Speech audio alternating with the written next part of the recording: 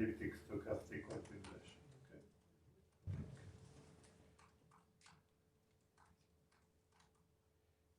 With large demand. So this is a paper.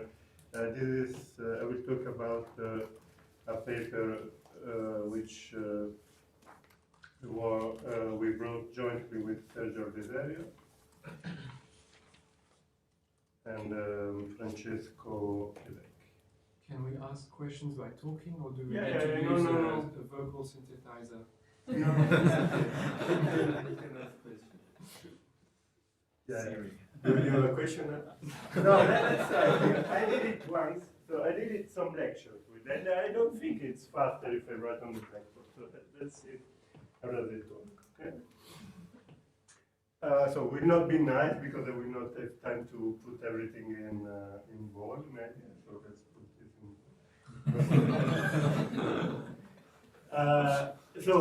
So what is stochastic quantization? So let's give a meaning to the title, stochastic quantization. Okay. So stochastic quantization, in the way I want to look at it now, and so Iona Razino complained that it's not really that, but it's more specific. But actually, I want to have a broad picture of stochastic quantization. Because at the end of the day, what is just a relation between an equation and a Gibbs measure. Okay, so that's what it is. So on one side you have an equation, and on the other side you have a Gibbs measure. Okay.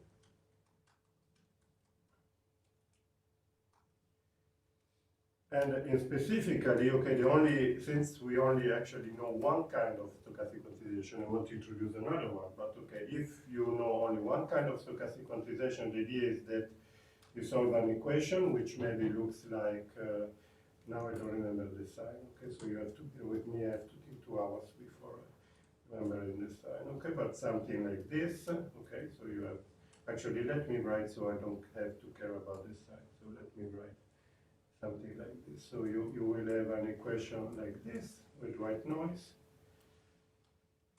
and you relate this, and essentially this has some relation with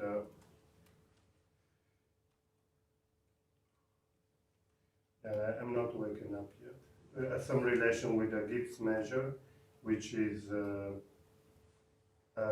measure given by exponential minus b of phi and phi. In which sense? Okay, let me use a different letter. Okay, because this is the one we already know. Okay, it's this idea that you can relate the solution to this parabolic equation to a Gibbs measure, which maybe I want to normalize, because actually part of the interest, practical interest in doing that is because you don't need to know the normalization to solve the equation. Okay, so this was introduced, okay, this is it was introduced in the physics context because actually physicists were doing simulation, so this is the origin of Monte Carlo, Markov chain Monte Carlo, okay, because these people wanted to do simulation in the 40s where computers were not very fast of nuclear reaction, and then they had devised this algorithm which says, okay, just sample the Markov chain. I want to sample a distribution, but that's too complicated because I don't know how to compute the factor z. There are too many configurations. So just sample the equilibrium distribution via Markov chain, and that's I can do. Okay, I can do reliably. I have other problems. I have to know where I am in the equilibrium, etc. But essentially, they first understood that it's not really, so the important thing, okay, they were thinking in terms of dynamics, okay, and then they become Parisi and Sourlas, which use the same idea to solve another problem, that is in gauge theory you have to do the gauge fixing, but in the equation there is no gauge fixing needed to give a meaning to the equation and solve the equation. So that's why the paper is not called stochastic quantization, it's called perturbation theory without gauge fixing, okay, because you can do perturbation theory on the equation as you do for the measure, and in the equation you don't have to do gauge fixing, okay? Because the problem of the measure is that in order to give a meaning to the measure you have to do gauge fixing, okay? There you don't. Okay, so that's another problem this kind of relation solves, okay? And so Parisi book also.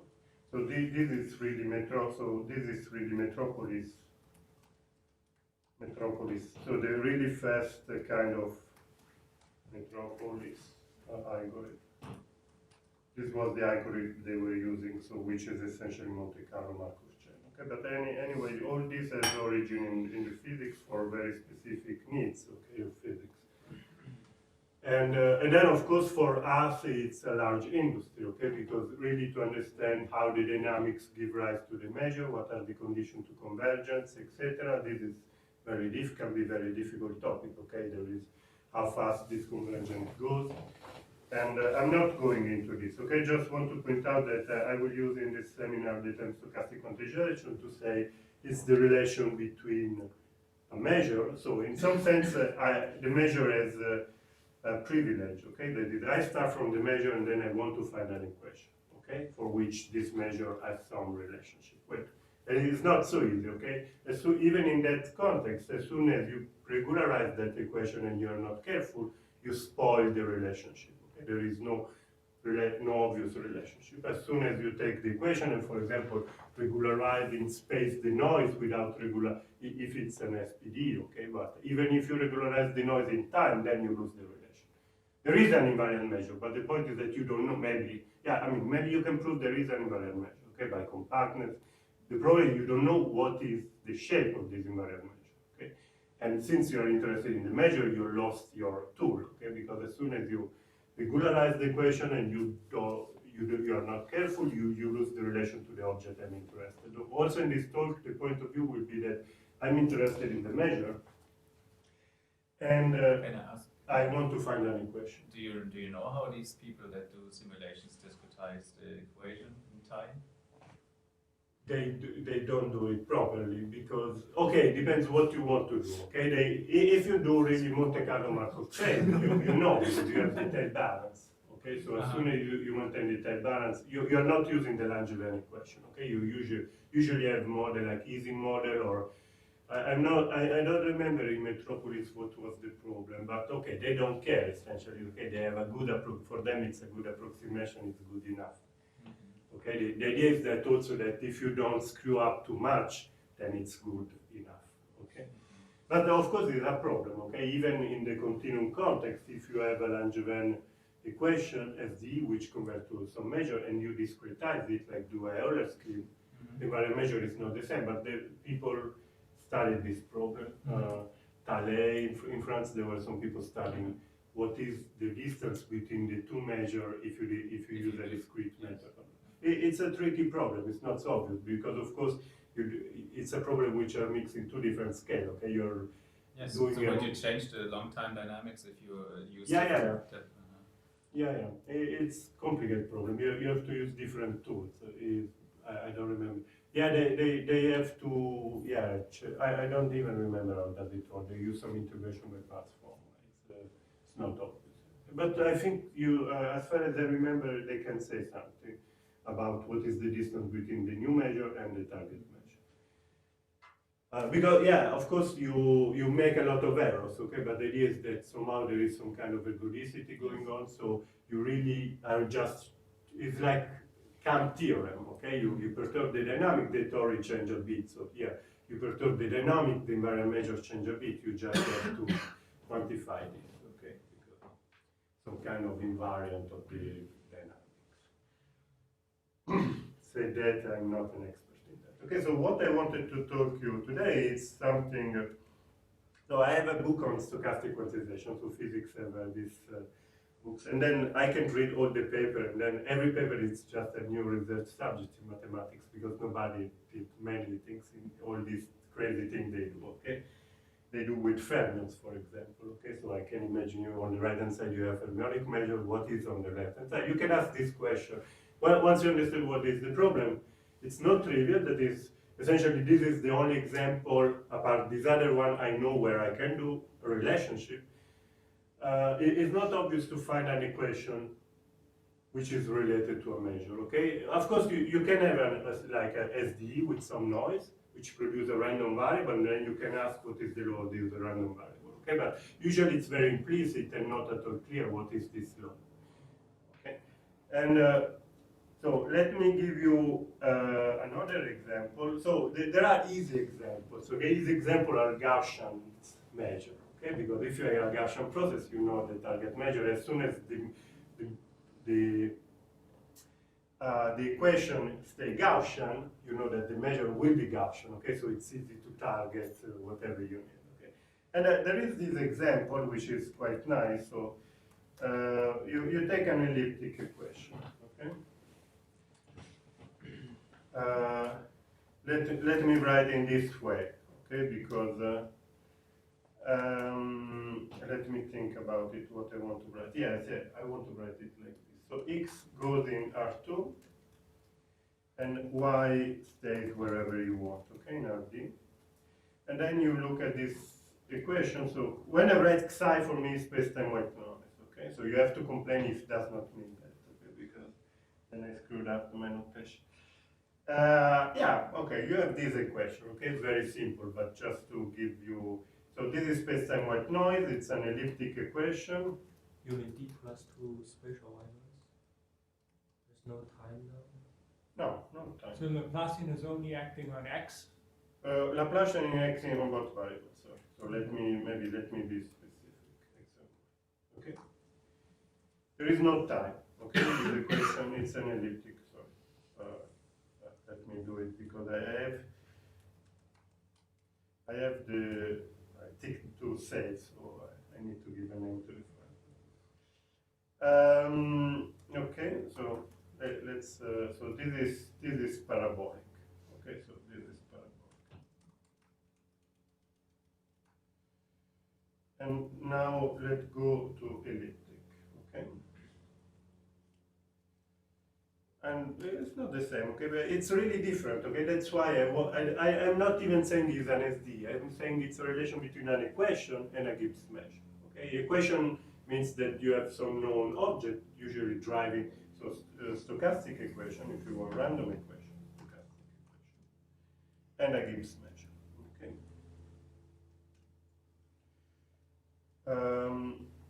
So you have this, no, and you know everything about this process, okay? It's a Gaussian process, so phi is a Gaussian process with some covariance, okay? So we can even compute the covariance of u. Of course, it's stationary, and you can compute the covariance of this Gaussian process, and you get something like, so let me do some, so I have two integrals, maybe I can even screw, yeah, I have to write even the normalization, otherwise it will not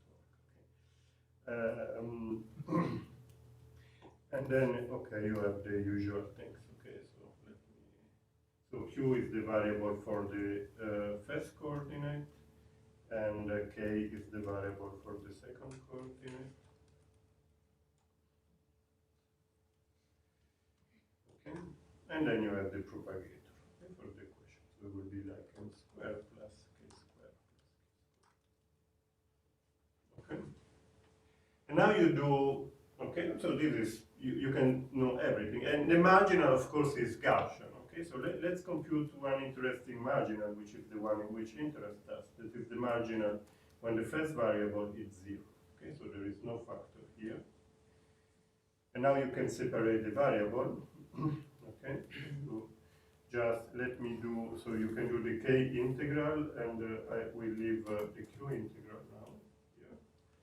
So 2 pi to the I put the factor are important in this business. So let me, and yeah, okay, you put this inside, and this, let me put it inside. That's the square of the propagator, because you have. Ah, yeah. I almost get it wrong. Thank you, because I tend to. Yeah, because there are two propagators. Okay, so the phi, it's inverse of this psi, and then when you take it, you have phi. Sure. Thank you. Now this computation you can do. Okay, so I choose two. So that's very beautiful example. So that's you will see right now, because I want 2 and not 1. Okay, because if you have 2 here, then this is a 2-dimensional integral. Okay, and what I can do is that I can rescale the q value. You see, you have 2 power of q here, you have 4 power below, and you can rescale the q integral so that to get this out, okay? So if I rescale the q integral, I can get this factor out. So rescale the q integral to get, and what you get? You get this expression. So if I rescale, I get 1 here, and then this factor will go out, and we go out exactly with the power 1.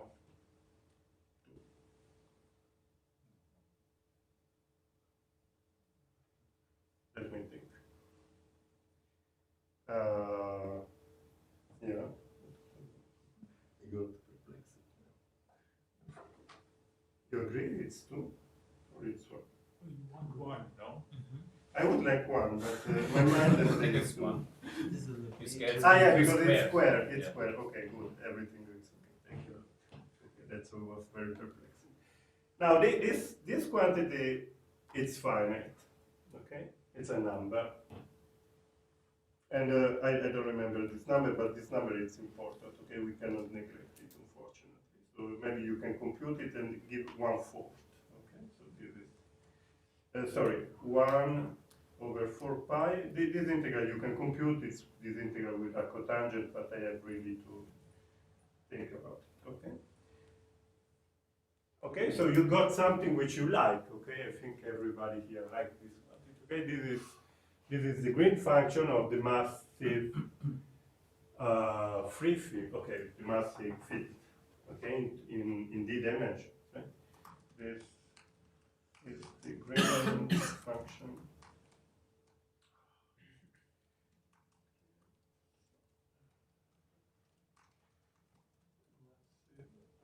Field.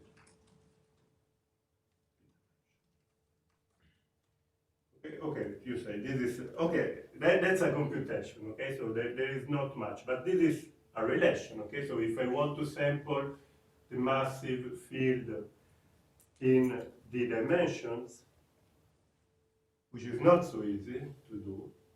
Okay, okay, you have to solve that equation, which is either not so easy. Okay, no, actually, so. Yeah, you can. So let's do it. Okay. I could. But back to my question that the Laplacian is in both variables. You only used it in x, right? In the y variable. Yeah. in No. whatever you Actually, in the rest of the talk, I will use d equals 0. Okay, because it's not very important. The other dimension does not play any role. What plays role in this game is that in x direction. Yeah. You see, here everything would be screwed up. For example, if I put a cutoff in the q direction. Okay, because this computation really rely on scaling. Okay, so it's very sensitive. It's well, at this point it's not more than it's really a computation. Okay, what does it mean? Does not mean anything. I could also do something like you see, if you want really to sample the Gaussian free field in d dimension, you could even consider something like this.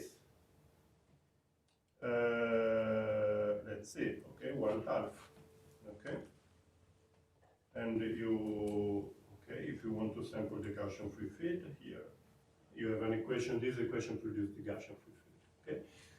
What is the problem of this equation? Okay, this equation is non-local, okay, but this is a non-local equation.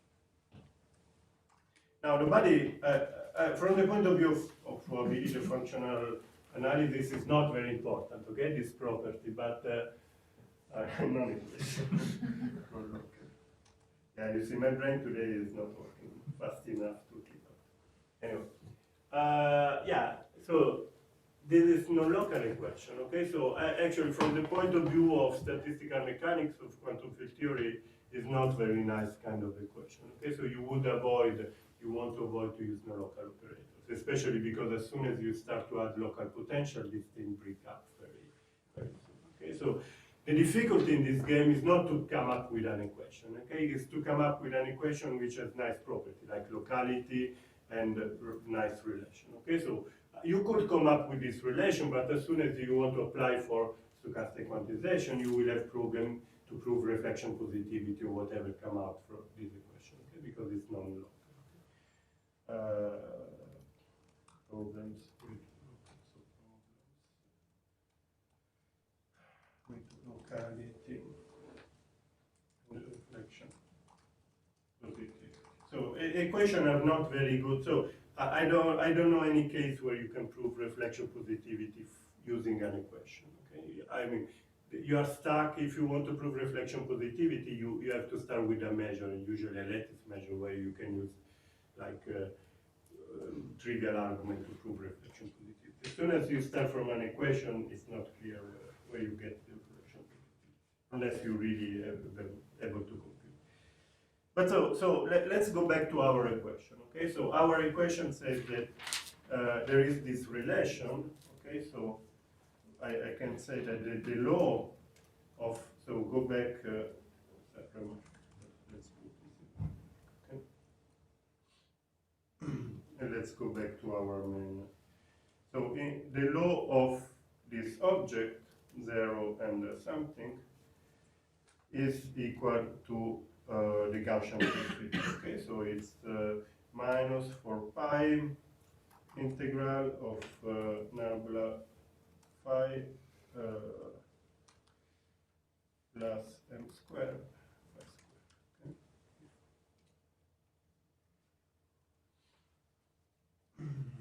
And then there is a normalization. So this is formal, okay? Just to say that you have a Gaussian free field with some special normalization. Okay? Now, what is amazing for me and still remains amazing after proving that it's somehow is true is that Parisi and Sourlas. So there were previous papers of other physicists which were computing perturbation theory and they remarked something, okay? But then the first non-perturbative proof in the theoretic physics world is Parisi-Sourlas proved that this remains true.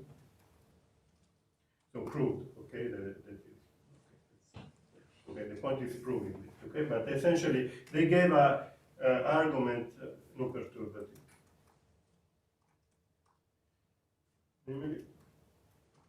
Okay, what they means is that if you consider, now you consider a similar equation, but you start to add interesting things like a potential, no? And you want to add like v of phi xy differentiated. Let's write in this very fancy. Okay, that if one consider, then the law of same thing, okay? You have to trace over a two-dimensional submanifold, two-dimensional plane, and what remains is given by the Gibbs measure, and you guess, okay? You have this measure plus. So this is they gave an argument. Their argument goes via supersymmetric. It's a beautiful argument, okay, but okay, it's complicated. And yeah, so you can compute somehow. What you could do is that if V is polynomial, you can compute perturbation theory, like expanding in powers of V, and then the correlation function, and checking that every time you compute a correlation function, down and up, you get the same quantities, okay? But they gave a supersymmetric argument for that, okay? And our goal was to make it rigorous. Okay, so let's go to that, okay? So where is the role of supersymmetry? So this I would like to. So this is what I call elliptic stochastic quantization. Okay, that is whenever you want to sample. Now we have not general theorem, but essentially in the. I think if you the other dimension does not play a large role. So for example, you can regularize in the other direction without spoiling this argument. Okay, the really tricky directions are the x, those marked by x. There you cannot. It's like the time in the previous case. If you start to regularize in time, you screw up all the relationship. And here is the same. Okay, if you don't consider the x direction in the full space, it's in. I mean, I don't have application of all that, okay, yet, because it's too complicated. It's more complicated the parabolic one. But I think conceptually it's interesting to have this kind of example that there exists other way to do the same kind of things, okay? Because always we have, somebody asked where is time, okay? Because we tend to think that there should be time, okay? There is no time. There is an elliptic equation which is more difficult than parabolic one. So let me just comment, okay? So the elliptic equation, it's difficult. I mean, it's unbelievably difficult for me. I even in very simple cases, I cannot even prove uniqueness, okay? But it's not simpler. The parabolic one is not simple. It's that in the parabolic one, you always consider initial condition, the Cauchy problem, okay? Cauchy problem is easy because uniqueness is easy. You start at the beginning, they are equal, and then you deduce they are equal everywhere. Okay? In the elliptic equation, there is no beginning. Okay, there is infinity around. Okay, you cannot fix the equation somewhere. But if you consider the parabolic problem with stationary, okay, you say how many stationary solutions there are in the parabolic problem. Then you are in the same business. Okay, you don't know from the equation. Okay, it's a more complicated problem. How many stationary solutions? I mean, it's even remarkable for me that in the paper we could prove that in some cases the elliptic equation has a finite number of solutions. I'm not sure if it's unique, but I know that there is finite number. Okay, and the argument goes via evolution. Okay, so just to make mind that it's a difficult. So what is the role of the supersymmetry? So let's try to get there. So what is, so you have to write, you want to, so let's go in our case because it's easier. So let's fix d equals 0, okay, because it does not reduce the problem, okay, and you want to consider now, this equation, okay, so only with the x variable, and there is no y, so it's a zero-dimensional field theory, okay, still it's complicated, okay, I want to prove that phi 0 as the law. Okay, now it's everything is rigorous. So now phi 0 should be distributed like it's maybe a vector, maybe a scalar, maybe even taking value Rn, whatever, but I don't care.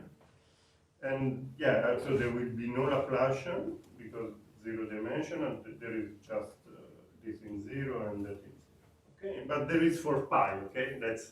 It cannot be simple because you will have to explain why there is for pi appearing, okay? That's what you want to prove. Okay, and let's give a name to this measure, let's call it d kappa, because this is the name we get d kappa phi. Well, let's give it. Okay. So how you do it? Yeah, you have to. So the relation it goes via something which is called dimensional reduction. Okay. So the idea is that we write a field theory. Max? Yeah. Sorry, is it this dv over d phi, is it now v prime of phi of x, or is it v is just a function on V is just a function of on Rd or Rn if you want. okay. Let's say V is a potential. Bounded below, nice. And this is yeah, okay, let me, yeah, sorry, my notation is wrong, you're right. Okay, let me write in this. Now you agree. Okay. Yeah, it's just the potential, yeah, because before I wrote, I think even before it was not proper potential. Yeah, even before it was not. Yeah, it's just a local potential, okay, so V is the density of the potential, it's not really the full function. Okay, so you have things like this. And you need to come up with a field theory for the equation. So the first step is how you go from the equation So the first step, I have a function of phi of 0, of phi, okay, and I want an expression for the law of this equation, okay? And you know, more or less, you know how to do it, okay? Because this is just, if you look at it, it's just a change of variable, okay? I can, let me give a name to this object. So this is I will be the inverse operator for that. And then you will have something like this, okay? This is I, yeah, and I.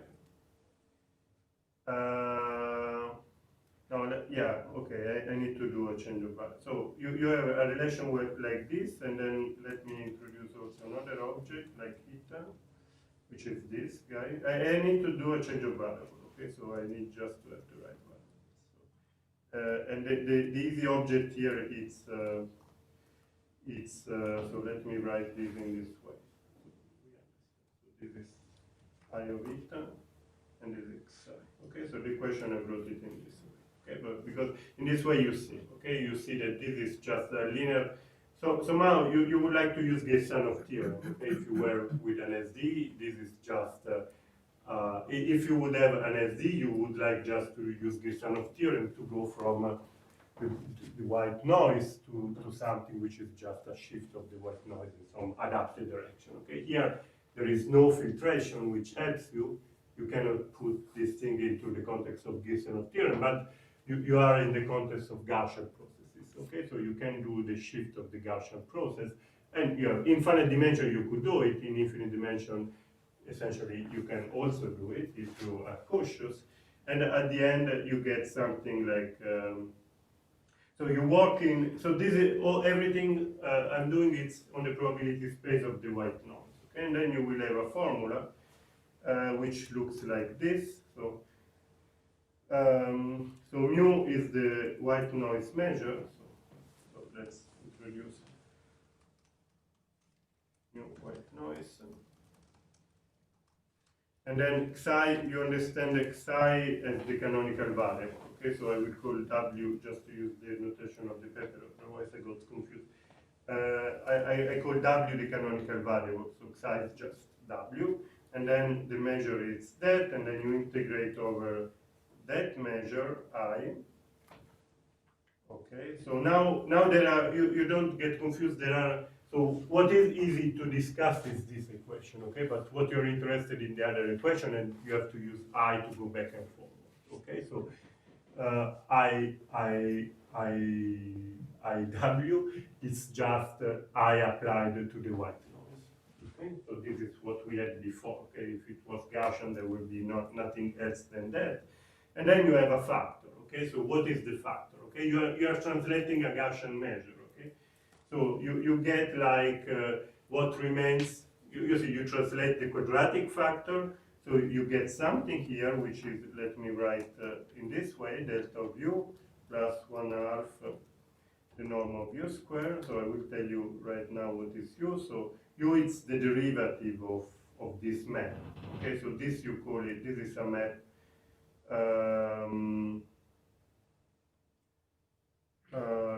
Let me. What is that, delta? This is the eta. Yeah, delta U. Delta of u, yeah. It's too small. Okay. Yeah, that's delta of u. Okay.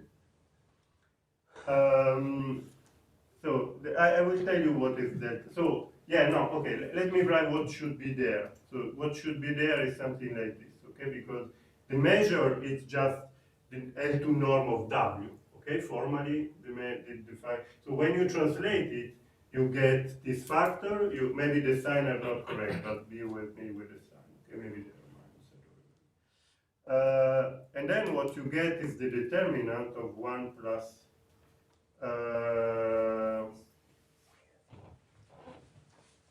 1 plus u. Is U V or what is U? Big U? No, I will tell you. So u is the derivative of this map. Okay, so u is no, sorry, u is this one. Confused. Okay, so U is this factor. So is your translation. Okay, you are translating psi in the direction U.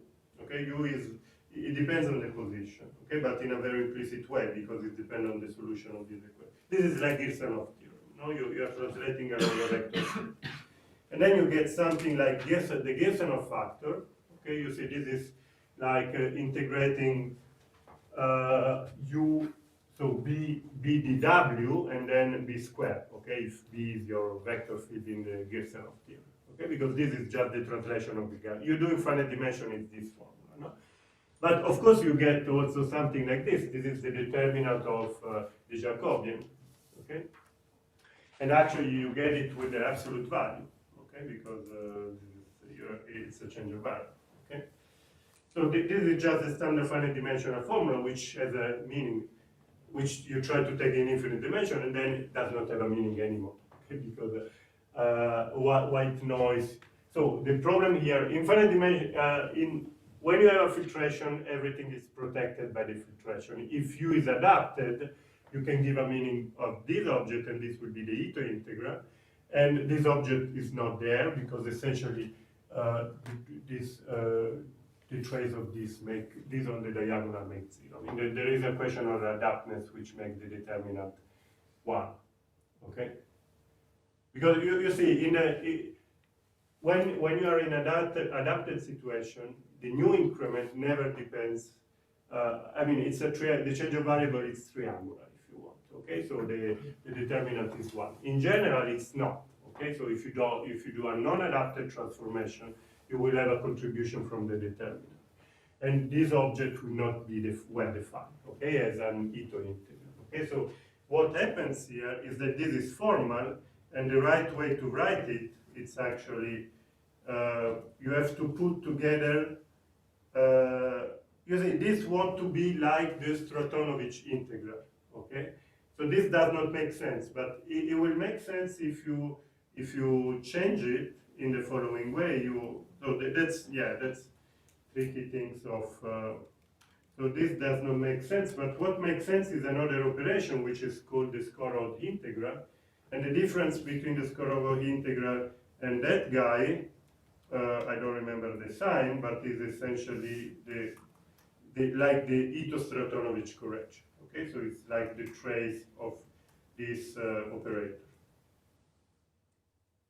Okay. Yeah, I don't remember the sign. Sorry, it's not very important. Okay. On the right hand side, so this is the Skorold integral.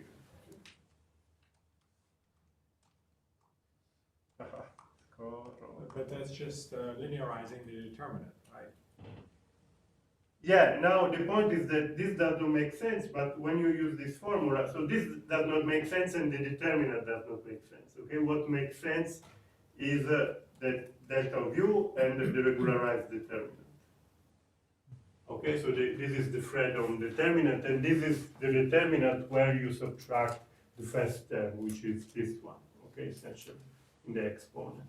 You multiply this determinant with the exponential of this trace, and this gives you, maybe it's 1/2, I don't, yeah, it's 1. It's really the infinite dimension, this is the Ito-Stratonovich correction, okay? In an adapted setting, this corresponds to the Ito-Stratonovich correction.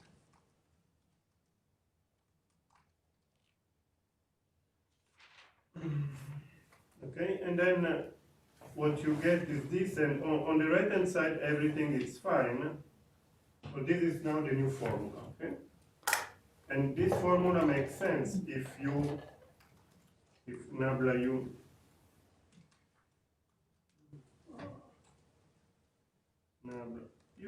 is irreducible, okay? Because this is the same determinant Quastel was using in his text. Okay, it makes sense if the usual Fredholm determinant makes sense if the operator is trace class, but if you subtract the trace of the operator, then all the other terms make sense if the operator is Hilbert-Schmidt. Okay, so you can just define this as continuous function of the Hilbert-Schmidt operator. Okay, And delta of u is the score of the integral, okay, which is defined as the adjoint of the Maillard derivative. It's defined in an abstract way where we don't care, okay, it's just an operation. Think about it as non-adapted version of the integral. Okay? It's an operation. Which I mean, you would see, you see how it could be defined, okay? This could be defined like this minus this, okay? And then you take some limit because, yeah, in some regularized class. Okay, so this is the starting, so this is the rigorous formula. They were doing the change of variable not rigorously, okay? But the formula in Gaussian case, the formula is not much different, okay? You just have to, I mean, maybe they wrote down the other formula, okay? But okay, this formula is also nice. Anyway, we will have to go back to the other formula, just to point out that this you can prove rigorously, okay? This is theorem that is under certain conditions which are satisfied if you choose, let's choose the class of V, which are nice. So for us, the nice V are either convex, continuous, can grow as fast as you want, like exponential, okay? But they have to be nice. Or if they are not convex, they have to be somehow convex at infinity. Okay, but they could be non-convex in some given region and bounded, but has to be convex at infinity. Okay, and so what is Parisi? So this is rigorous theorem. Essentially, it's a result from Stunel and Zakai. The Stunel, it's written with many umlaut. They have a full book on transformation of linear measure, and they really prove very deep results, which we will need later on, okay? Because one of our problems is this absolute value, okay? So the transformation, the determinant has an absolute value, but I cannot manipulate the determinant if it has this absolute value, okay? So what was the Parisi-Sourlas argument, okay? So it was like this, so they started from that. So let me take this expression.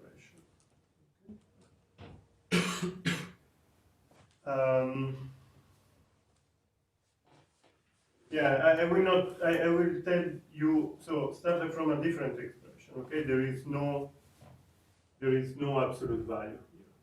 Okay, they needed it. I will tell you the story in this format. Okay, they wrote it in the usual physics format, but so here they have the Gaussian free field, not the white noise. Okay, but I mean the theorem of Stunel-Zakai hold for white noise, and it's easy to use them in this way, and something fixed in your mind. Anyway, the only thing that will change is what is the meaning of this card. So they started from that, and the first thing they did is that they introduce, so first of all, okay, remember what you want to prove is really something, okay, you have something like this, okay. Now, the first thing they did is they wanted to get rid of this determinant, okay. So one way to get rid of the determinant is introduce fermion fields, okay. So they wrote something like this, so this is already yeah, I'm not, I mean, it's very difficult for me to deal with fermion field, so I will screw up the signs, okay? But essentially this is somehow what was also in the lectures of Alessandro Giuliani, okay? That is, if you want to represent this with fermion fields, then you have to do something like this, okay? It is, so this is an Hilbert-Schmidt operator, so you introduce two fields and then you take scalar product, okay, on one side. Maybe the signs are not correct, but you don't care, okay? And this is the physicist now. Identity plus correct you, no?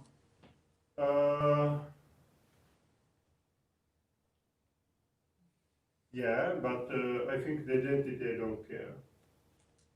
Let me think.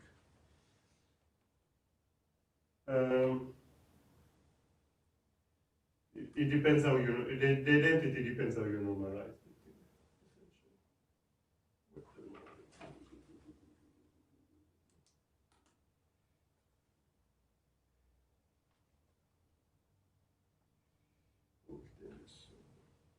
I don't want the identity.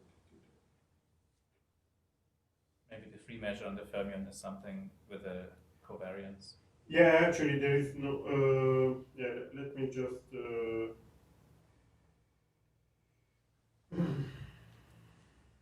let me just check what I want to say.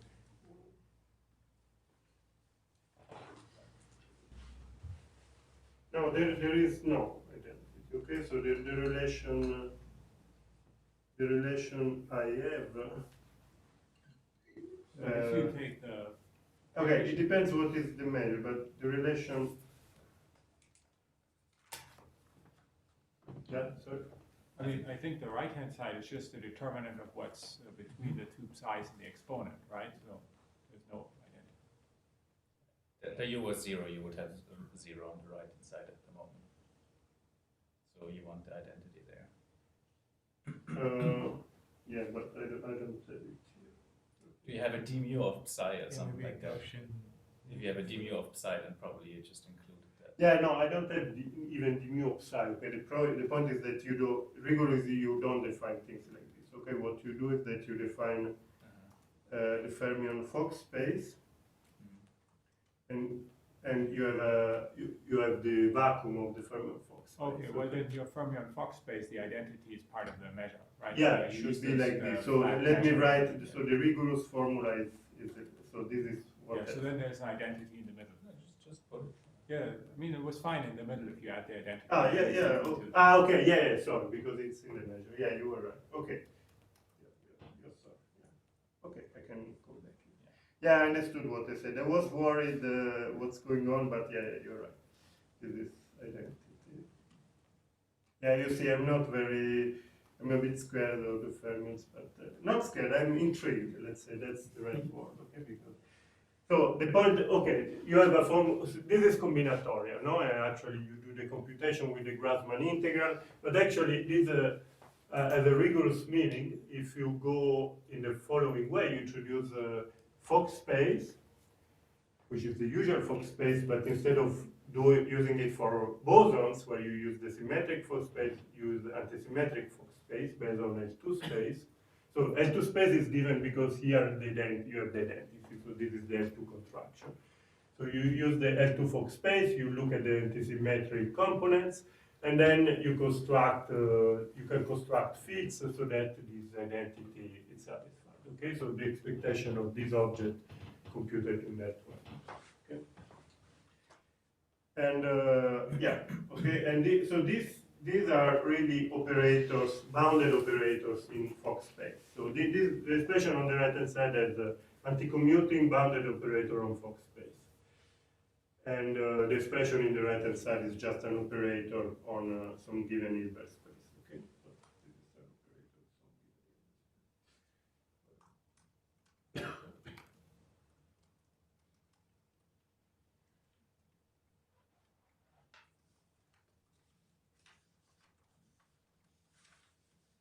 Okay, so that just to demystify the thing. Okay, I'm not sure if demystify if you prefer working with Grassmann. But the point is that the Grassmann integral will not even make sense because this is a field theory, so it's an infinite dimensional graph. Yeah, I don't have regularization, okay? I cannot regularize this integral, okay? So I have to work. But I think for me it makes more sense this way of writing, okay? Because it's fitting to this idea of non-commutative probability. Okay, non-commutative probability, you just give up the fact that random variables are commuting objects, and then you used to work with state on Fock space and etc. So for me, this is reasonable object to look at in non-commutative probability. Okay, and then you have okay, so then you have an expression like this, and you can plug into your. So you see, it's important here to have the determinant, because if I have the absolute value of the determinant, I'm screwed up, okay? It's outside the expectation, not inside, okay? So I cannot manipulate any further this expression. So how you go from the absolute value to the determinant, this has to be discussed later on. Okay? It's part of our problem. So if we start from that, then I can put this here. And actually, so you can put everything, if you want, you can put now all the weight inside, okay? Because now you can manipulate this guy. And also you can put the function inside. Let's be and then maybe I just change the notation and I use bracket without anything to denote expectation with all the random values. Okay, so I have an expression like this. And now that's the magic. That's magic working here. Now you look at the exponent. So the exponent look like something like this. So there is this. Then there is. Let me write. Let me put an integral to say this is really an integral.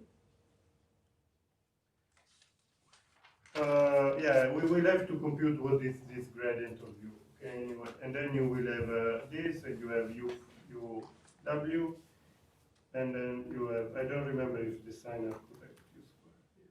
So what is u? So u was this, remember u was up here, u was this, okay? And remember, u was that. So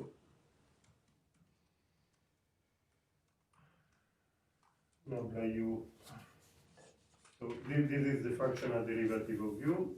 So it's like this second, and then you get an I. It's an you have to apply to something. Okay? I is coming out because you are differentiating this thing inside. And okay, you can one can see you could symmetrize this quantity actually. Okay, I think it's better to do it at some point. Yeah, I want to symmetrize it. Okay, so what I want to write actually here is so my, let's call it my integral I. And so what you have, it's I.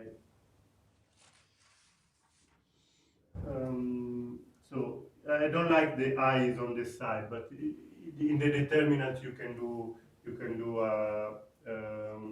conjugation. So actually you can have the I on both sides. Okay, so here you can have high here, and you high 1/2 here, and you can have high 1/2 on this side. Okay, just to have a nice symmetric object. And here you will have like v prime I theta, and here you have v prime I theta. Okay, so this is the expression. So the final expression I want to consider looks like this one.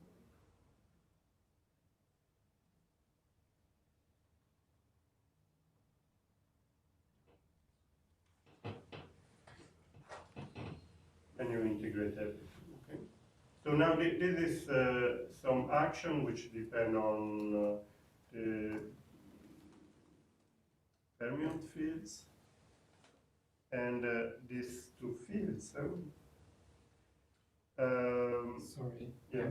What is the meaning of this integral psi bar nabla u psi? I mean, it's in the integral of uw and u square, okay? So these are fermion fields which depend on coordinate, okay? On x. X is R2. So this is just the integral on R2 of this expression. So these are so this is a function on R2. You apply this operator, and then you take the scalar product in R2. Okay. But it seems that we didn't have an integral 2 or 3 lines earlier. No, because I didn't wrote it, but essentially the contraction there, it's an integral. So Don't you use a kernel or something? yeah, here I wrote more like a contrast. So if you want here, yeah. it could be actually the proper notation maybe would be to put a scalar product. Okay. Yeah, sorry, this was a bit sloppy actually. These are fields, okay, depend on the coordinates. So, Okay. Phi and phi bar are non-commuting fields. So from R2, yeah, I'm not sure how to write them. Okay. Are non-commuting. They are fermion fields. They are free fermion fields, so you know that how you define, I mean, how you define the exponential, you expand and then you do all the contractions. And this reproduces the So if you had a complex valued white noise, it would look more supersymmetric, and would you get the determinant squared immediately or something like that? No, I'm doing now. It's already super. You see it. You see Well, the it's not supersym- like you would think that the complex Grassmann field would be supersymmetric with a complex W. Yeah, now this is already supersymmetric, but it takes yeah, okay. Sorry, I forgot to do a last transformation. So let me do the last transformation. The last transformation is that I don't want this square here. Okay. So if you don't want the square, what you're doing, okay, we don't want the square. Yeah, because hide the supersymmetry. So you just represent it as the expectation of some Gaussian field, which let me use the same name here. It's called, yeah, let's call it. I don't care. Let's give a name. So I want to represent it. This is why you need a complex. Okay, there is a complex thing. I'm not sure if you're talking of the same complex object. But, let's call it V. Okay. So this is just a, so V is a Gaussian and introduce V what another one calls. Okay, so average is averaging every with respect to W and V, and then there is yeah, this should be actually sorry, my change of variable is not very good. I unfortunately have to leave. Yeah, maybe I can ask a quick question and Yeah. then watch the rest in the recorded lecture. So the I doesn't scare you because you're proving an identity, or I mean, because for analysis this looks pretty scary with the I there, right? This I? What do you mean? Which I? Well, there's an I in the action. Imaginary. It's just there to represent that. No, I understand why it's there, but I mean, to do analysis, it's pretty scary to have an I there, right? No, it's good. I mean, I there means oscillating would be better even, no? Well, but it's hard to control oscillating. It's much harder to control oscillating integrals. No, okay, the point is that so all these computations are not done for controlling, okay? Yeah, I The mean, point is, that's this what my question is. computation, what you do is that you do in a regularized model where you know how to control things. And then, because you have to prove the equality. Once you prove the equality of two objects, then you remove the regularization. So But it's you never, intermediate. you never control the supersymmetric theory in that Okay, regime. because you're just so using this it is for just a identities. sequence of manipulation to prove an identity. And that's all, okay? Yeah. Maybe there is a non-supersymmetric argument, but this I don't know. For example, in the paper of Bridges and Imbri, they use this equivariance to prove the dimensional reduction. But here I don't know how to do it. So what we have to do is that we really have to follow Parisi and Sourlas argument and make it rigorous for a special V, class of V, like bounded V. And then once you have the relation, you pass to the limit in the equation and in the measure, and you prove it for all the V's. Okay? But you cannot really. We don't actually. We use a result of a paper of Klein and other people, and for us this paper is not correct. Okay, there is a passage which we don't know how to justify. So because in this paper, what they do is that they prove. Let me say this. This is interesting because maybe. So in that paper, they really prove. So they remove the absolute value and they write this thing like this. Okay, and then they prove the equivalence between this and the supersymmetric theory. But they don't prove that they can remove the absolute value. No, sorry. They write directly. No. They write directly the supersymmetric theory, which looks like what I wrote it here, more or less. They write this object, they say we want to study this object, and the first one maybe, this one, is not important. And then they prove that there is dimensional reduction, which this is the thing I want to show. But for me it's not rigorous. There is a point where they use the fact that they say, since the field is supersymmetric, the average is supersymmetric, but does not mean anything mathematical, because, I mean... And to see the supersymmetry, you really have to do this Hubbard-Stratonovich, otherwise you can't see... I don't see. So from here I see clearly, well, the supersymmetry really needs this field. Yeah, I mean, I never thought really deeply to that, but it does not pose any problem here. It was a bounded object there. It's an oscillating factor, and it never. And since at the end of the day, you really do what we will be in a situation where I can expand the potential in a analytic series, okay? And then you control every term of the series. So it will not cause any problem, this complex I there. But we are not doing really, you see, you're not doing cluster expansion and bounds. So, yeah. This is first paper, maybe we realize. Anyway, sorry. So let me introduce these additional fields. And I think this, I made a mistake before, so this should be W. So W is the white noise. So you have two white noise, W and U. And you have these two fermion fields, okay? So then there is W, and then there is this. Thank you. Have a good Yeah, weekend. sorry. Bye. Nice Christmas. You have this expression, so I wanted to show, so it's not anymore like this. Here you have minus I, and you have U. So this is this expression, okay? And so let me just,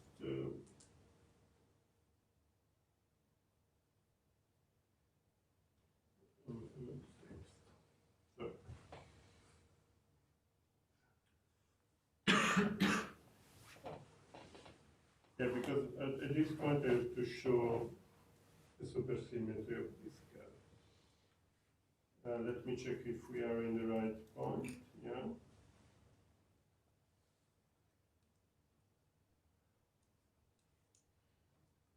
Okay. Yeah. Here we are.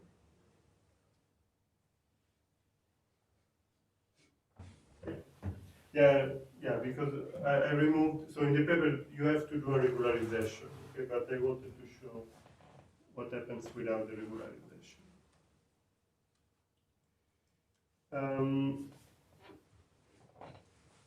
So now this is a scalar, sorry, this was the scalar product, okay, so I can put this, I'm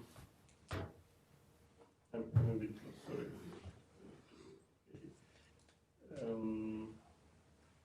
Yeah, I think it's okay.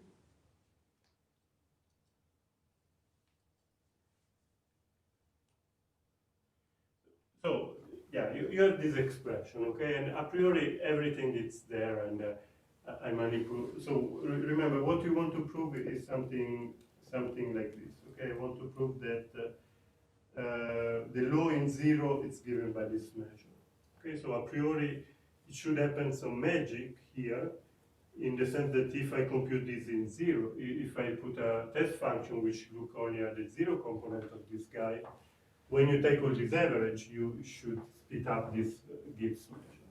Okay. Now this magic you don't see from here. I would not even see it if I you know that it's there, no? So we want to prove something like task. Prove that. Now that's something which is very upsetting for me, okay? Because you have to prove this simple relation, essentially. Minus 4 pi m squared x squared plus dx dx, and with the right normalization factor. Okay. Okay.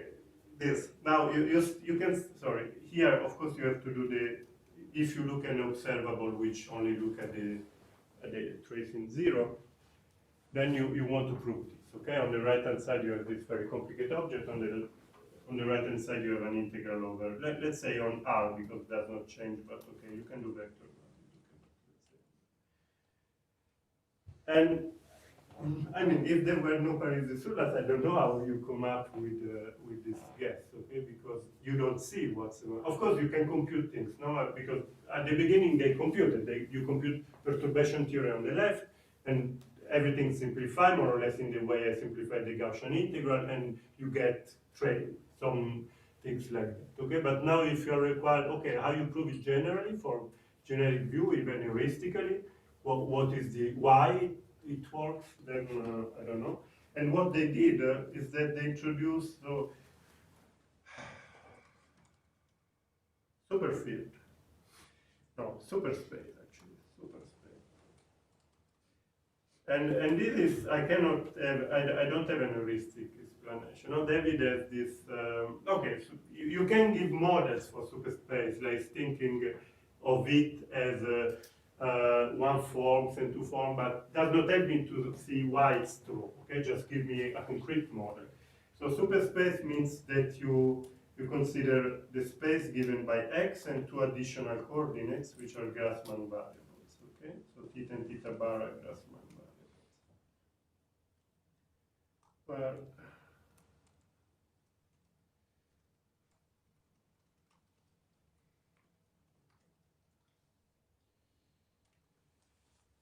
and okay, so we already worked a bit with super things, no? So superspace, it's okay. Okay, you have variables and integral. These are Grassmann variables. Everything works like we already know somehow. You have this integral now, but you have also superfield. So superfield is a function, is a random field on the superspace. Okay, otherwise it would not be funny.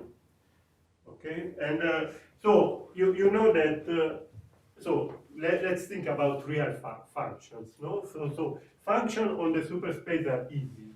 Okay, functions on the superspace are easy because are easy. Okay, there are books written to make it properly, but conceptually it's not difficult because a function on the superspace. There are books. Yeah, in the paper there are references to some book which somehow fix it. It's not easy because they are written from the point of view of geometers. Okay, so they construct all this theory because they want to study superspace in geometrical functions. So it's not very useful for analysis. Okay, the way they think about them. I think an easier way to think about them is to think of functions, superspace as like in the from the point of view of non-commutative geometry. Because superspace is not an object where you can say the points. Okay, it's just what can you give a meaning to is function on the superspace and algebra of function on the superspace. And then when you specify that, the structure of the space is given implicitly by the algebra of the function. Okay? Now in non-commutative, they don't do this usually because in non-commutative geometry, really non-commutative spaces are really bizarre. Okay, so somehow algebraic geometers think of superspace in a more classical fashion. Okay, because it has more structure and is not as non-commutative as real non-commutative spaces. Okay, but I think for me it's a nice because it's some analysis is carried on with it. Okay, so function on think about these are two Grassmann variables. Okay, so a function like this can have only is a polynomial in this variable. Okay, cannot be larger than that. So actually, it's just a collection of three objects. Okay, it's a function of x. Then you have a function of theta, which depends only on theta. Then a function of theta bar, which depends only on theta bar, and then a function you can imagine that depends on theta. Okay. So these are super functions. Okay. So function on the superspace is like this, distribution on the superspace. So if you want, you can also think of them, actually this is the rigorous definition, are functions from X to the Grassmann algebra generated by the symbol, okay, because this is really expression in this Grassmann algebra. But the idea of the physicist is really that a function computed in a very strange point, because then what they want to do is that change. So there will be a supersymmetry, and the supersymmetry will mix this coordinate, or will add on function as a vector field which mix components, space and the Grassmann components. Superfield has the same expression. Okay, so the first component is the phi field. So for me, phi. Let's give a name to phi. Phi is just I I of W. Okay, just white noise with colored by the green function. And then there will be the theta component, and here you will have the two fermions field. The fermions you define the Grassmann variable to anticommute with the fermions. So this part I'm not really very confident what does it mean. Okay, but it's no, I think yeah, you have to, yeah, I think that could be done. And then you have additional component, and you have let's put some omega here. Okay, there should be some additional component. Okay, so the first three are easy. Okay, the first this is my guess. Okay, what should be the superfield? Okay, I want to put all my fields. You see, I have 4 fields, 2 boson and 2 fermions, and I want to put them together in a new object.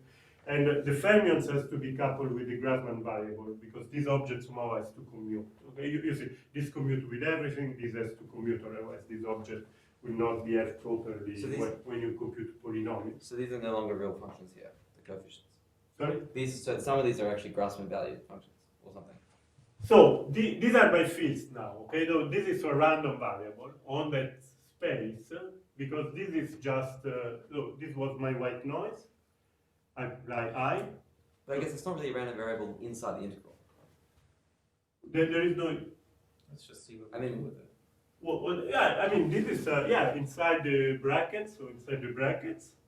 This is an expression which depends on the basic object for which I can compute the expectation.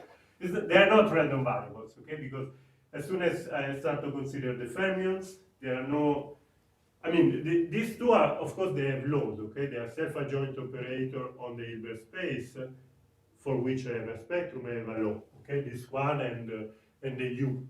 But the psi and the psi bar, they are not self-adjoint, okay? They are bounded operator, but they are anti-commuting. They are fully, they don't have a law somehow by themselves. Okay. What kind of field should I think of omega as? So I want to derive what should be omega. Okay, imagine omega. It will be a combination of u and phi. Okay, but I want to derive it from the. I don't remember, so I want to derive it. It should be something. I have to put something which should be bosonic. Okay, so it's a real random variable if you want, because this is already. So what in superspace you try to keep things in the same grading. Okay, there is this notion of grading, and then since you decided that these two anti-commute, so when they are together, they make one thing of grade 0. Okay, and everything here is grade 0. Okay, for this reason. Now you want to say why you want to do that. Okay, you want to do that because now if you have a function of the superfield,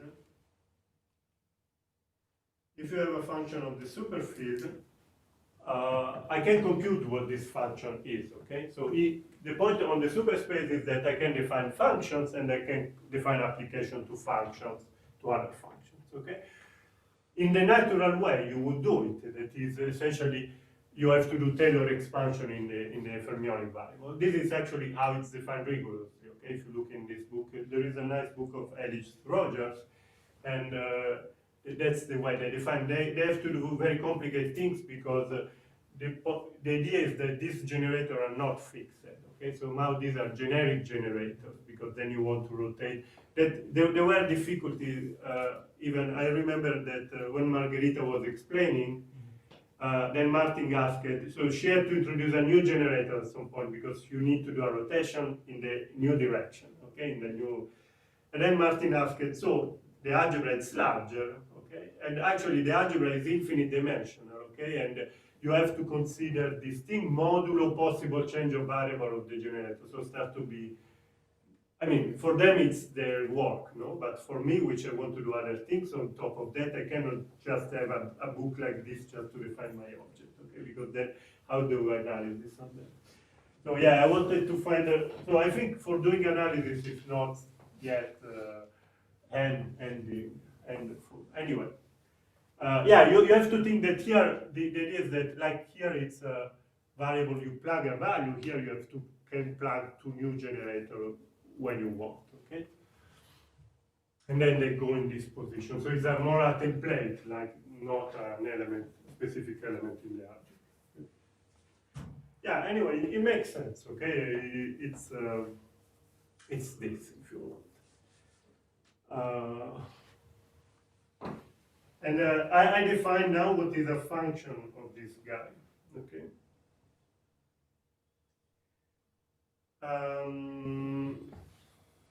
So now this is, you have to look, sorry, what is rigorous? It has a rigorous meaning, okay? It's an operator on the Fock space. So above there, I have a huge Fock space, Hilbert space, which is Fock space is the fermionic variable, and then the L2 space of the Gaussian for the Gaussian variable. Okay? And then you have now this operator, which, okay, it's unbounded because of these two components, so it's not very easy to deal with, but when you integrate with a test function, it gives you an element in the algebra. Okay. Let me think what I want to do with this operator.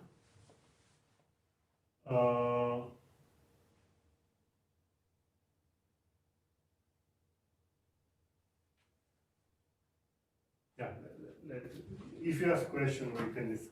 Okay, I'm not sure. So let me compute this function because that's you see where supersymmetry appears. Okay, I just put all together in the same operator. Why it's useful? Because it gives you a way to. It's a bookkeeping device. Okay, that's the way I think about it. Okay, is that in the above expression you have a lot of terms, and you don't understand the relation between these terms. There should be a relation because everything disappears. And this relation is very difficult to keep track of and even to understand for me at this level. And especially, for example, you will have all what I wrote is formal because you have to integrate over the full space. Okay, so nothing of this makes sense. Okay, so what you do is that you have to put a regularization, which will break like integrate over only in a certain ball because you see all these integrals are defining the full space. Okay. And it's white noise, so it's not decaying to zero.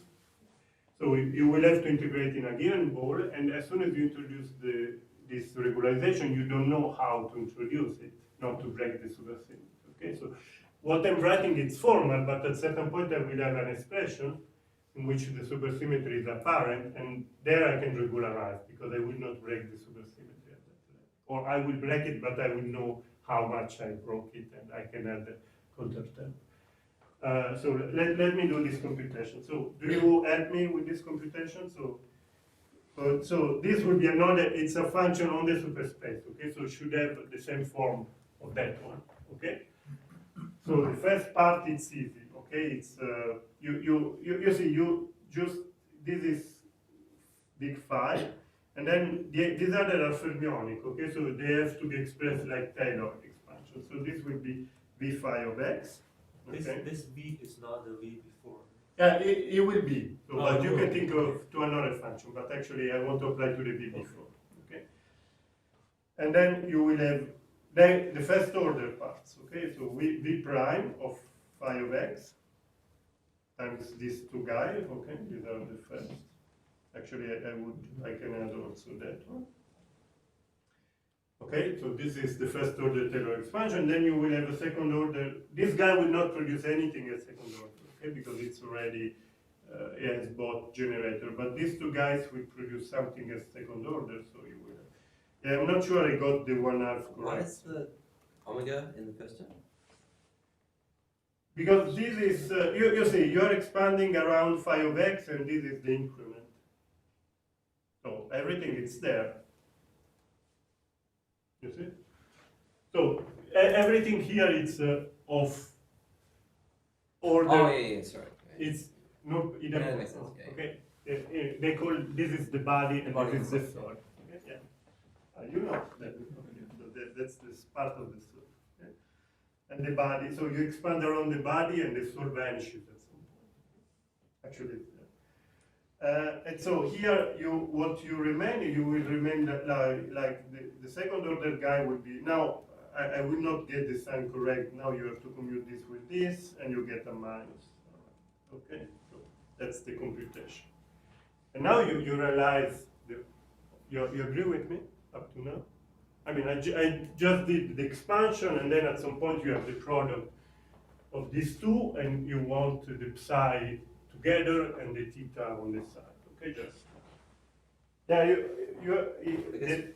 yeah. With no half there? Hmm? Don't you get two terms? Yeah. So I get two terms. So, Yeah, and 1/2 goes away. Okay.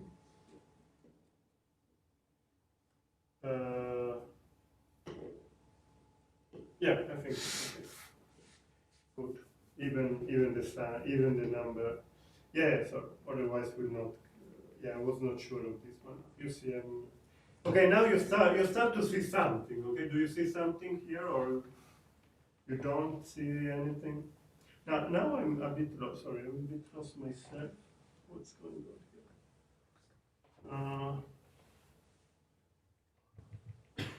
Yeah, no. Okay, I screwed. Sorry, I screwed up. Yeah, the fermion fields actually are defined. So, yeah, I mean the fermion fields are defined. Yeah, sorry, I screwed up before. The expression. Yeah, let me change what I wrote before, so I can do, since I can do it.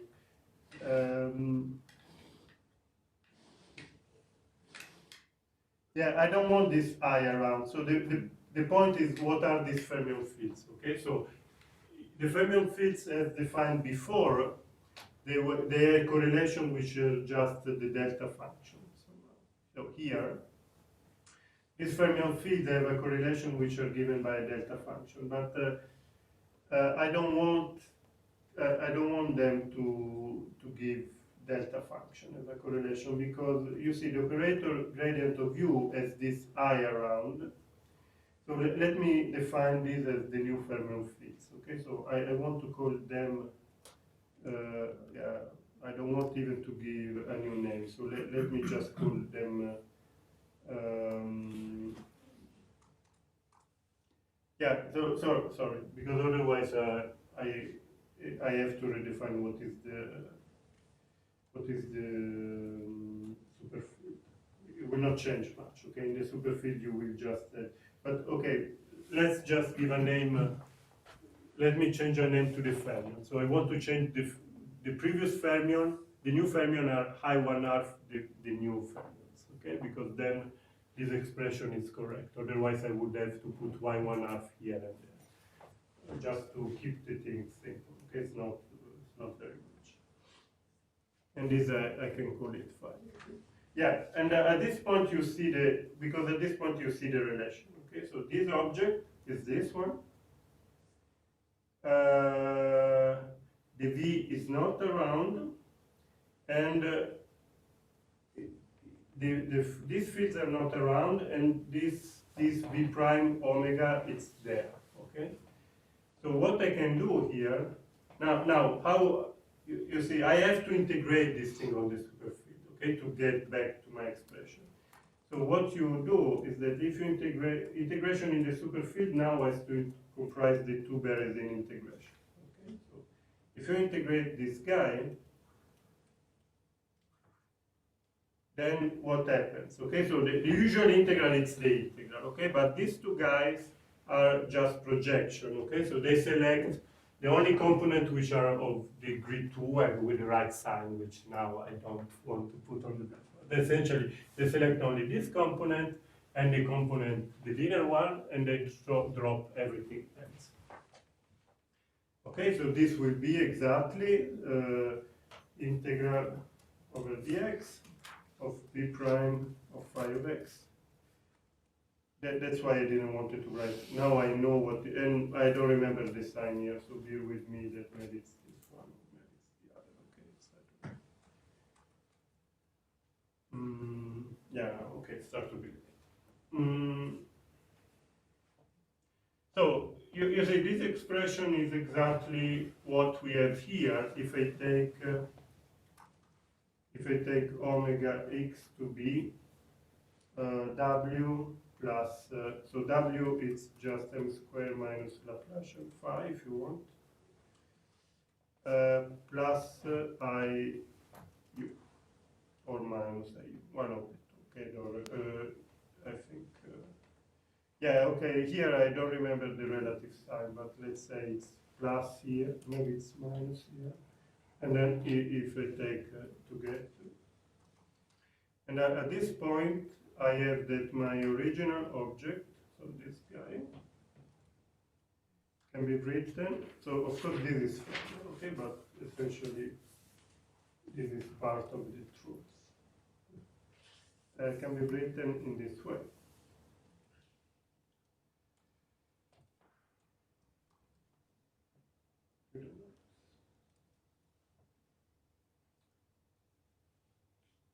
Okay, so that's the only thing I didn't remember. Okay, but so you put them together. This is Gaussian complex fit. Okay, there is no problem in defining it. There is nothing. I mean, I don't know why Roland was scared by the eye, but it's a complex field, okay, which appear inside this expression. Of course, maybe you cannot bound the expression easily because then the field phi is complex. Okay, so you have to pay attention to that.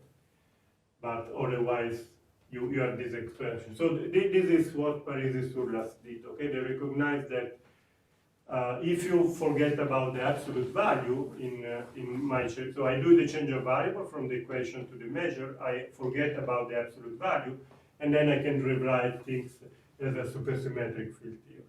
Okay, and that's somehow the magic. How did you get the localization? Why are you suddenly getting the zeros back in? Like, how do we get that there? No, this I choose. This is the test function I choose to use. Oh. Okay, you can put any test function, which depend on the superfield or on the dispute part of the field. Just to remember where I'm coming from and what I want to go. Okay, so where I'm coming from, I just have to write to take test function of my observable object, which is the solution of the equation. And if I want, maybe I want to compute them in zero. Okay, so now this expression, you see that it has some invariants, okay? So that, which I didn't see before. So the invariants, but you see the invariants only if you believe that there is a superspace.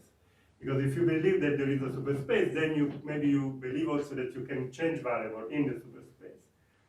Otherwise, you don't see it, okay? Because now the point is that this integral is invariant under rotation in the superspace, okay? But there's only one bosonic and two fermionic variables. No, there are two bosonic ones. X is Oh, X is complex. It's about X. Sorry? Wait, what? no, X is X, Can what you is just X? show us which X will two change? complex. Oh, yeah, yeah, okay. X is two complex. X is two dimension. Sorry, X is two dimension, and you have two bosonic. Okay. So you have two boson. Sorry, you were thinking of the base pair. Yeah, X is two dimension, and here you have two of them. So you can do. I don't think it's important that it's two dimensional. You need the same number for both. Now, what I want to do now, so you have trivial transformation. So here, the kind of transformation you can do. Now, you look at this object, you realize that if you do rotation in the x variable, it's invariant, okay? Because the law, okay, that's the problem, that's the error in the paper to us, okay? Because what they are reasoning is that they say, you can compute, so this object is this field up there, okay? Now this field is free, meaning that any polynomial of this field, when you try to compute the expectation value, you can use weak theorems, okay? Because the fermions are free and the bosons are free. So polynomials in the superfield can be computed. Average of polynomial can be computed. You can compute the correlation function. I don't have time, so I will not do it. But in the paper, it's a very nice exercise. You can compute. I mean, it's trivial, no, because you really compute this thing. Okay, so you can compute.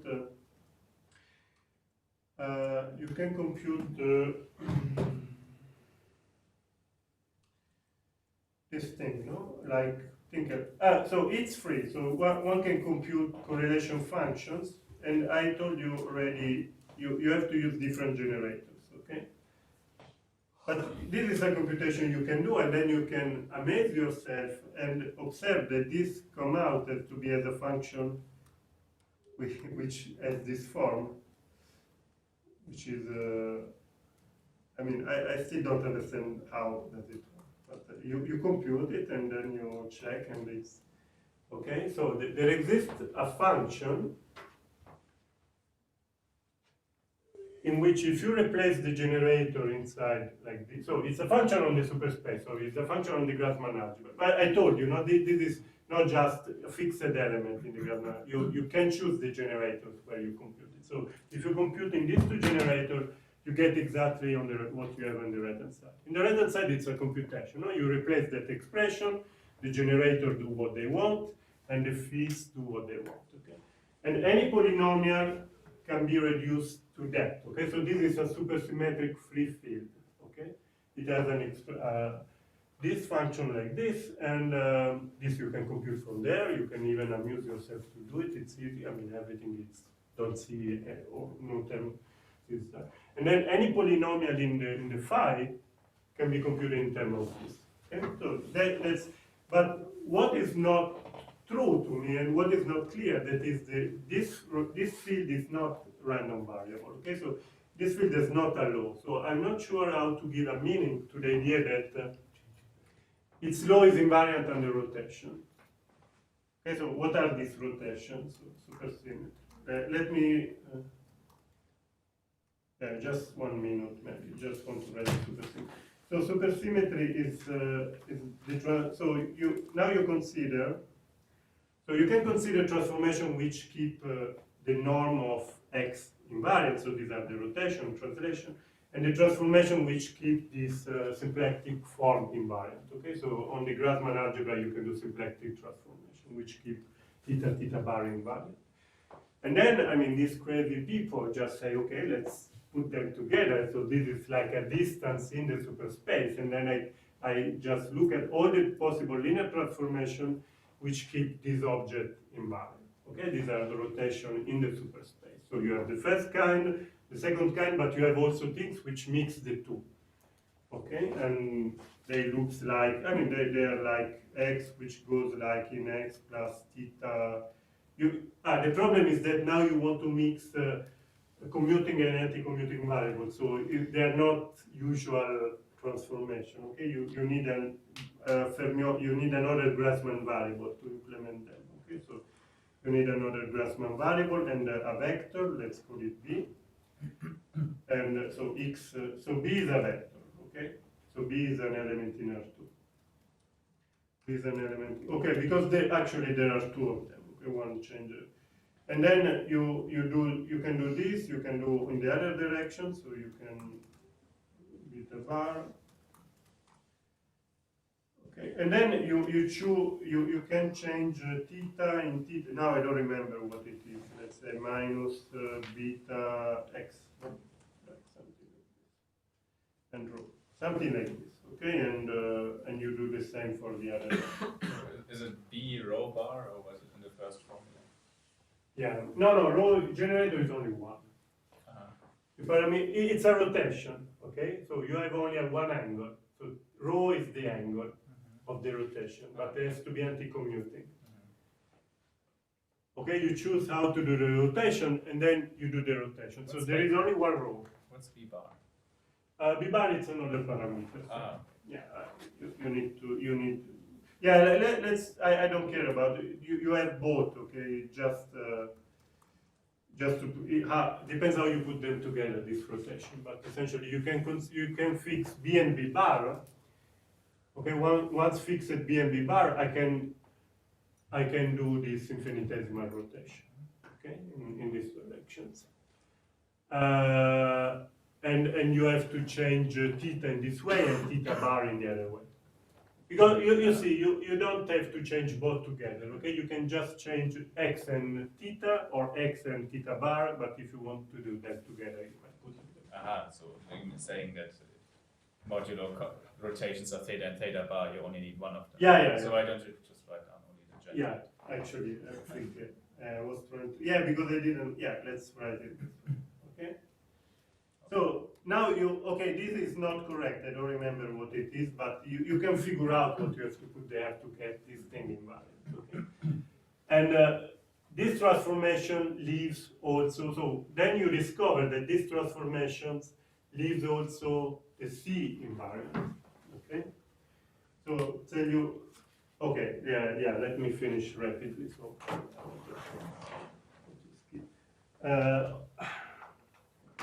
let me finish. So you have the supersymmetry, okay, and then you have this function,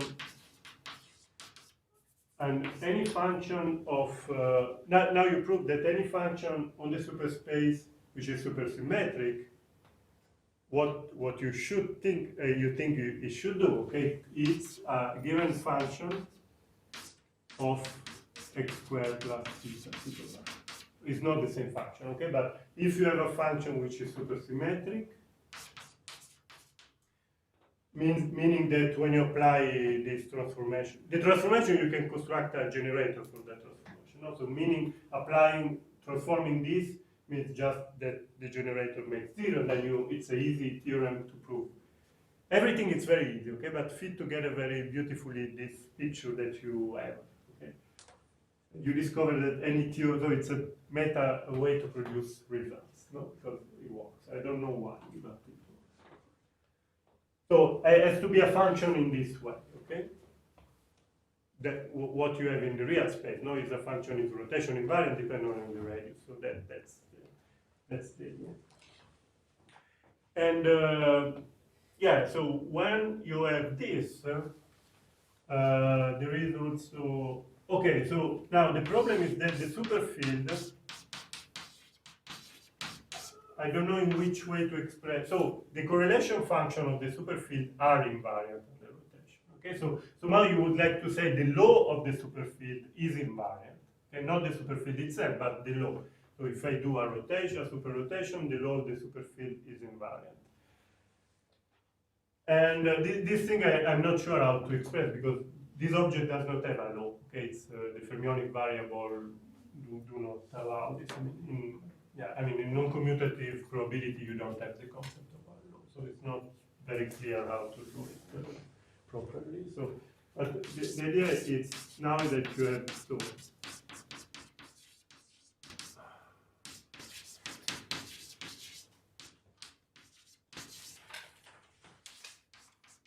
So you see, this functional depends only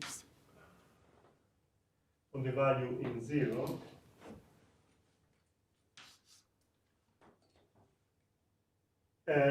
So yeah, the idea is that now the origin, the various proof is not here, easy to see it, but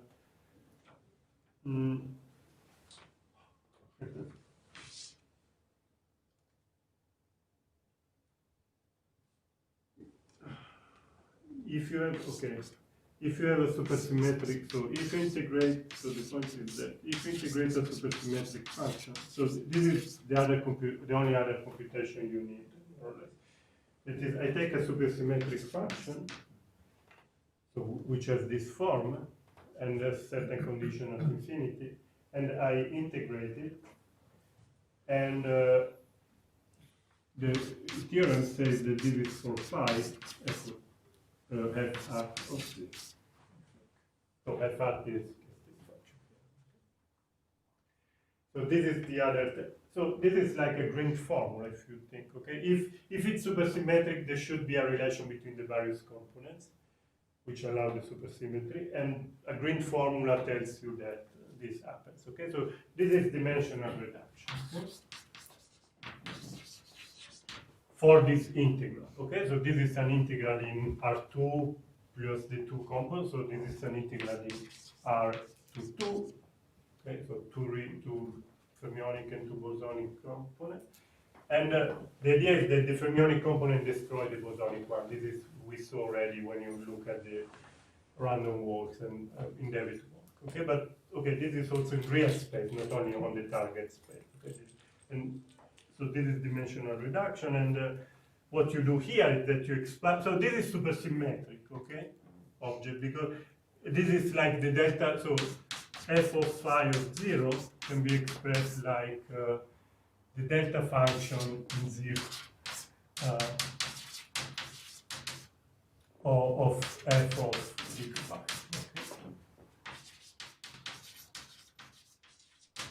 So the idea is that in this expectation you have an integral of quantities which are somehow supersymmetric. Okay, so when you if you expand it and you try to compute it, you end up always with the expression of this form, and then they compute in 0, and they give you 4 pi's around. And so when you recompose everything, at the end of the day, this will become what you expect. This is just integral over one variable, and then you have this 4 pi, d of phi, and d phi. Okay? So the only way I can prove it, so they claim to have a non-perturbative proof of that, but I don't understand the non-perturbative proof. Okay, so the only way we can prove it actually is that we put like a parameter here, and we expand, okay, and then you prove it. I mean, it's rigorous because you prove that the series are analytic around 0, so the two things coincide. But we have to do for certain v approximate and then pass to the limit once. Because you see, once you have these expressions, then you know that this object is equal to the law of the random field. Okay, now in this relation you don't have a supersymmetry anymore. So you prove this relation for nice v, and then you extend to a larger class of v by limiting procedure. Okay, so that's yeah. Sorry for the. I finished.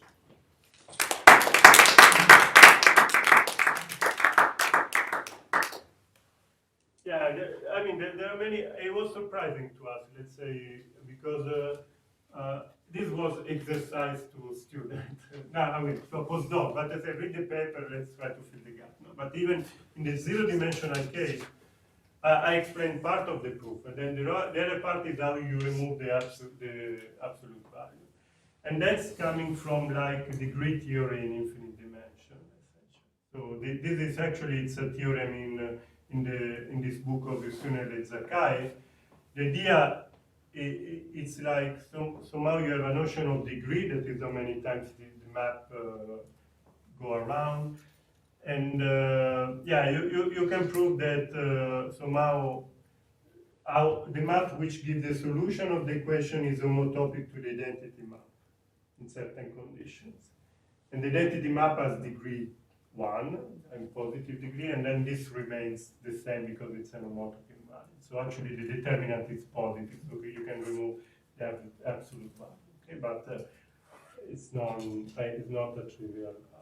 I don't even understand what the proof in the paper of this. Yeah, okay. So, just to say that it's interesting stuff.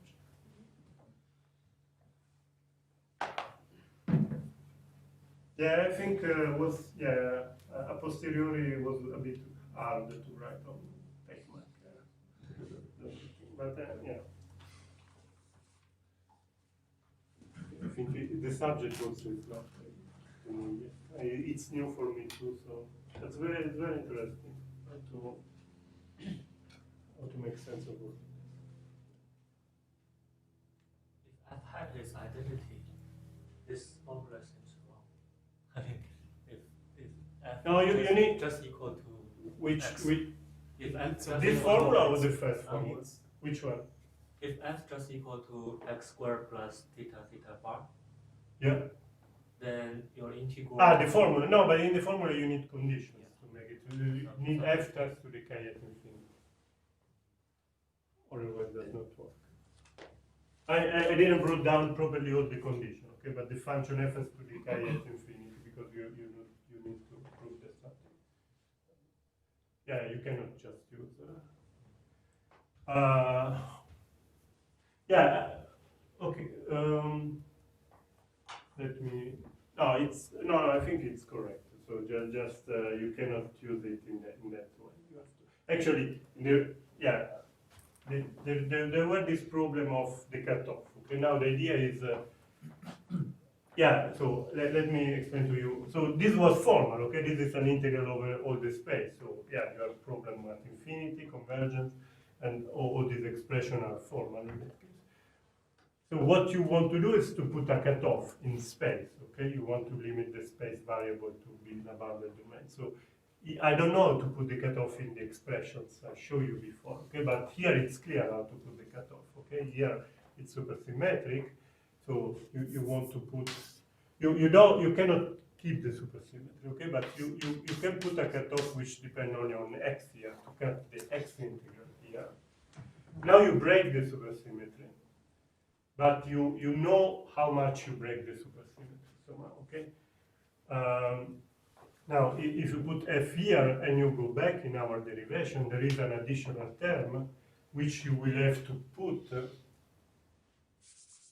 So with the cutoff, so essentially you do the formal argument, then you put the cutoff in this place where you know that somehow you don't break this superspace formulation.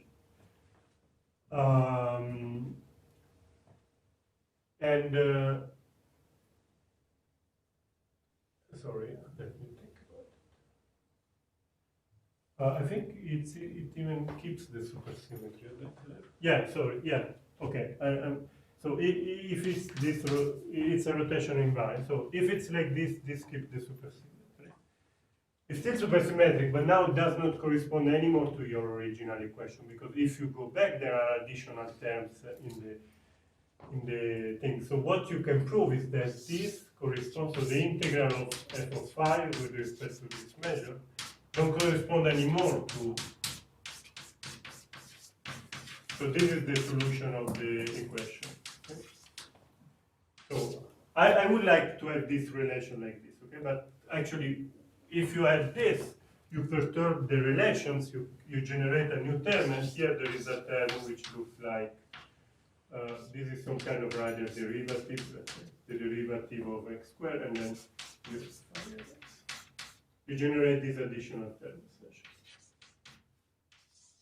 So you see now it's not anymore so nice relation. Okay, it's not the relation between the law of SPDE and I mean it's not an explicit relation between the law of the SPDE and the law in zero of the trace. Okay, it's that you have to reweight the law of the SPDE with some its weight, and then you get this. And in some condition, you can prove that you can take the limit, but already this it's an open problem to do it. When the V is convex, you can take. This does not depend anymore on the cutoff. Okay, so you have just to prove that this is not going to zero. Okay, what you have to prove is that this decouples from that, and this will disappear in this average. Okay, this is not going to zero because it's even getting larger and larger. Could you avoid this problem by working on a torus or something like that? Or No. As soon as you don't work anymore on R2, you break the supersymmetry. I mean, if the original problem is on a circle, or does this not make sense at all? No, the original problem was which original problem? I mean, to have the relation between a measure and an equation. You could ask if it's not on R2 or. No. No, sorry, I see. No, you see that's like asking the relation between. You see, that's like solving the parabolic problem with the periodic boundary condition in time. You break everything. So that's what I was saying. No, these two coordinates. With the other coordinates, you can do whatever you want. Okay, but with these two coordinates, you cannot do anything. And actually, the only way I know how to regularize it is the other way around. That if you write the supersymmetric problem and then you put the cutoff, and you have to screw up the initial law. I don't know. Yeah, I don't know how to do it otherwise. But this could give even. Yeah. I think the same kind of argument can be done for the parabolic equation. Okay, there is no real difference between parabolic equation as a supersymmetric representation in this way. Because we never used that it was elliptic equation, okay? I mean, in the formal argument, okay? We just use some algebraic relations. So as soon as you can give a meaning to some object, the point is with the parabolic one, I think, is that there is only one fermion. for some reason which I don't remember. Yeah, I have to look it. Yeah, I mean this will be the next paper maybe. The parabolic. Do you have a good reference for the kind of supersymmetric viewpoint on the parabolic problem? No. Yeah, I mean formally yes. Formally there are the paper. Yeah, Parisi and Sourlas already did it in '82. There is a paper of Iona Lazinia. An appendix in a paper of Iona Lazinia. It's not. I mean it's just a construction, but I don't remember. I think you just need the Gersonov, right? Just write the parabolic equation, you can write Gersonov. Yeah, but if you want to see the supersymmetry, so that's what was interesting to Roland about Schmidt. Okay, the point is that you write Gessanov, but you don't see. No, you don't see why. Even from the Gessanov formula, you don't see the law, the stationary law from the Gessanov formula. So, I don't know what to say. Yeah, I mean, we can discuss, but I don't want to keep everybody. Let me. I mean, if you're interested, we can give a look what is the formula in the Gessanov case. There is the paper of Yeah, they did a 5-4.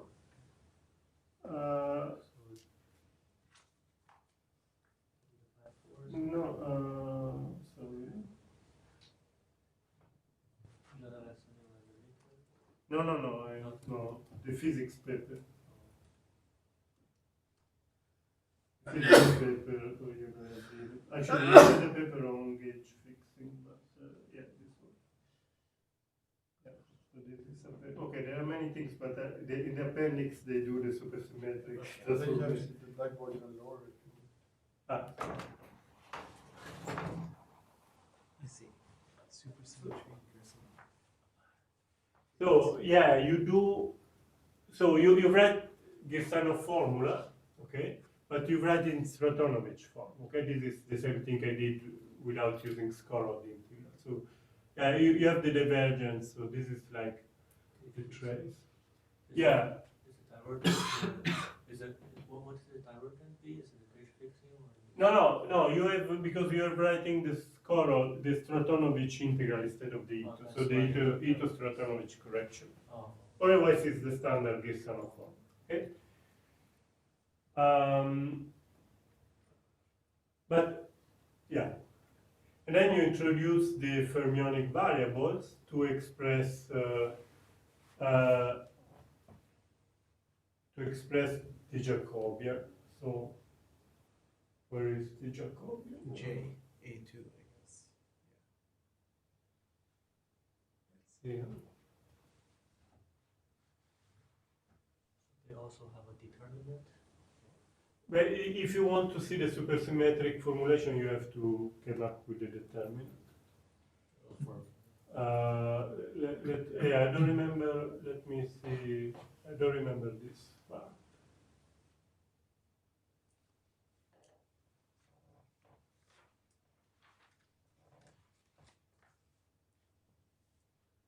Sorry, let me just give a look.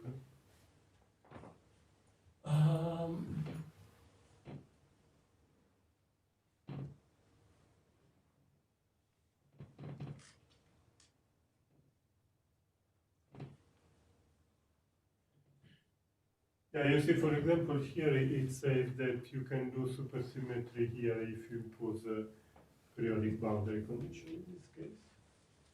I'm not sure. I mean, yeah, sorry, I mean, this problem I don't know very well, so I'm not sure what to do. You see that here, and I'm really not sure how does it work, why reduction is only of one dimension. Yeah, I mean, open problem. Yeah, I understand that this case should not be more difficult. Just one has to sit down and never did sit down and try to understand what's going on. Just to point out that there is also it's not different from the point of view of supersymmetry. What stochastic quantization with parabolic or elliptic equation are not so different. But again, okay, these are not the final expressions. So now you have, you see, this integral between always 0 t, so you will have to consider always, the real expression is when the integral is taken in the full space. So I'm not sure what they are doing here. Let's finish it.